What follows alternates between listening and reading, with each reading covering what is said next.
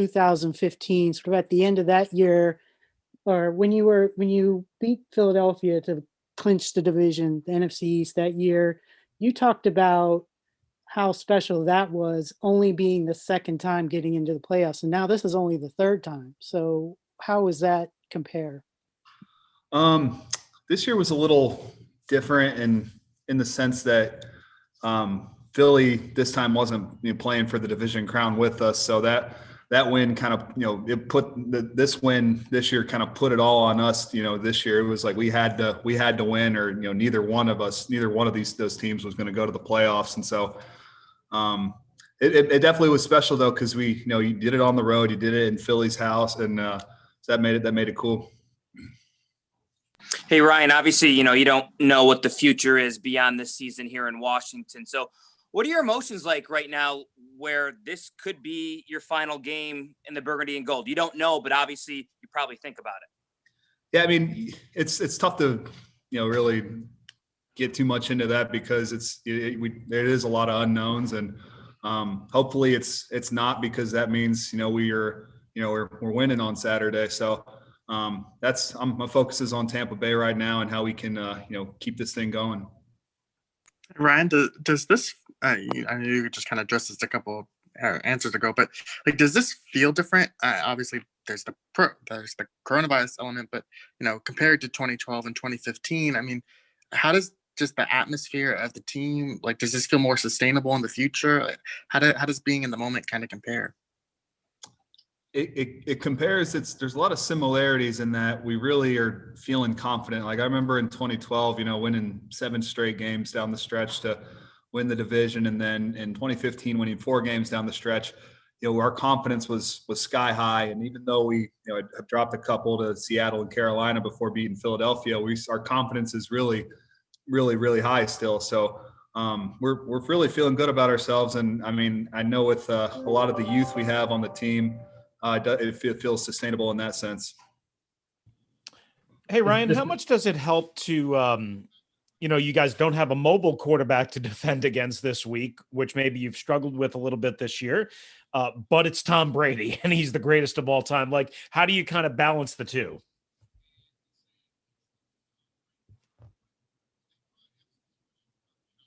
Ryan, you're muted. You're muted, Ryan. This is so ironic that somebody would get muted answering my question. There we go. Hey, Ryan. Sorry about that. You heard my question, right? I did, yes. Okay, gotcha. You were not muted.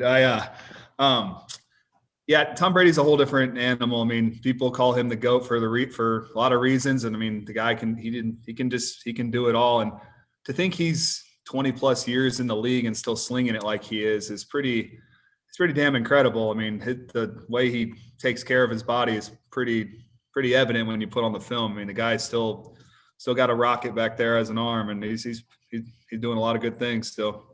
But does it help at all that he's not generally considered a mobile quarterback, which again, you guys have struggled a little bit against, even though again, it's him, but at least you get that break, or do you look at it that way or no?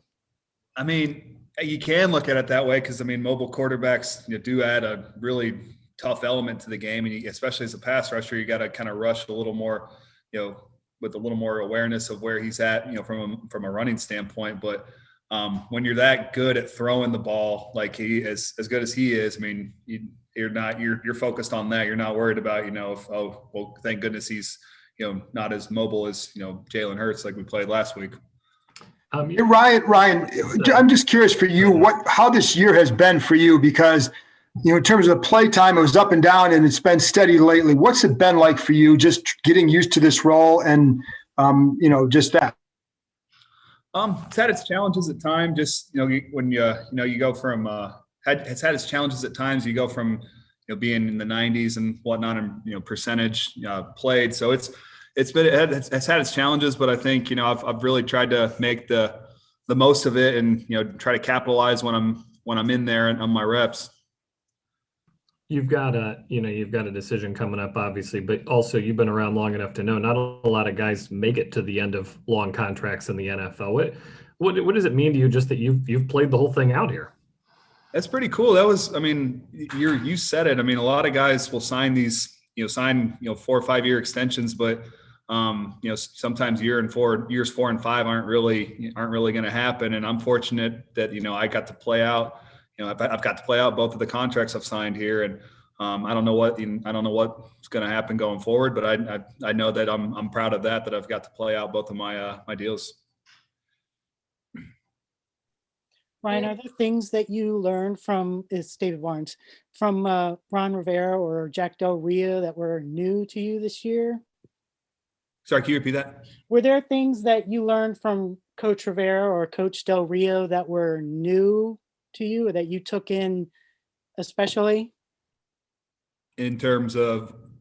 Well, either in terms of demeanor or preparation. I mean, you've obviously been in the game a long time, so just, the regular play to play, but just kind of how a coach and player relationship. I mean, I think you look at Ron Rivera. I mean, he's a hell of a leader. I mean, he's a hell of a person, a guy that has obviously had some pretty crazy battles this year, and to be able to coach and keep his focus and keep his focus on football as well as he had, given what he had going on in his personal life, is pretty remarkable. And so I guess I could say I learned how to be resilient and just the toughness that he showed was also another good example of things that we myself and all of us couldn't really learn from. Hey, Ryan, over the last couple of days, Ron has been telling the media a familiar phrase using "why not us?" And how's the team and yourself and the locker room kind of embrace that mantra of "why not us" as you begin the playoffs? Well, I mean, we were, lots been made of the NFC East, and it's 7 and 7 and winners not going to be 500, or they're 7 and 9, and people are, a lot of people counting us out, saying we don't even really belong in the playoffs. And so, but we're here. The fact of the matter is we are here, and we got a playoff game this weekend. And so why can't we, go win this playoff game? Why can't we go win another one after that? Like you gotta have that approach. You gotta have that mindset, and not let, the doubters and people that, might say we don't belong, influence us in any way. Hey, Ryan, I know you were just asked about those other division winning teams that you were on. How does the one thing in common is you guys all these teams were better at the end of the season. How does sort of the momentum you guys have had over these last 7 games compare to the momentum at the end of those seasons? And the other two in 12 and 15, we were, on a streak going into the playoffs. And whereas, this year we had dropped a couple before, winning at Philly. But I'd say the confidence and the feeling of we're going to win this, the confidence that that we are taking going into every game is the same. And it's the same kind of feeling that, I remember having in 15 and 12. You've been on just for fun, if this team was playing those two teams, who would win? If this team was playing those two teams, well, I got to say this team, right? I mean, this is the one we're on right now. What do you find as the difference between, because you've been kind of on the other end of that, right? You've been 1 and 5 and you were 3 and 13 last year. What is the difference in that sort of confidence level, or like, you guys can't do it every season, but just what did you find is the difference for this year's group specifically?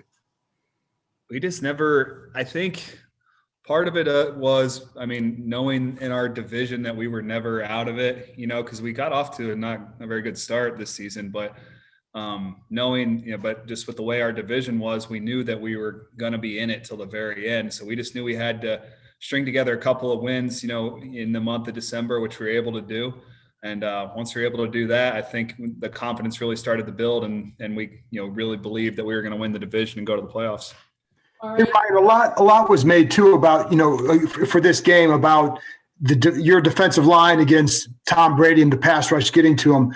Why, when you watch him, he's only been sacked 21 times this year. So why is he a hard guy to get to? I think because he understands defenses really well. He knows when he's getting pressure. He understands his offense really well, knows where his outlets are, knows where he can, dump the ball off. He's got a good offensive line. The rookie from Iowa, Tristan Wirfs, is pretty damn impressive out there at right tackle. And Donovan Smith's been doing it for a while too. So, I mean, there's a number of factors in there. I feel like you've been in Washington for a long time. What were your emotions seeing everything that happened yesterday, kind of in your hometown? Yeah. It's weird. It was just, I mean, you just, some of the things that have happened this past year and around our country, it's just been, it's weird to see. It almost doesn't seem real that, this kind of things are happening, especially, for us living so close to Washington, D.C. makes it a little more, I mean, because here in Virginia, you feel like you're removed, but you're like, man, that's only 25, 30 miles down the road. That's crazy that it's happening, that this kind of event is happening, down there. And so it was definitely not a good sight to see. All right. Thanks, Ryan. Thank you guys. Appreciate it, Ryan. Thanks, Ryan.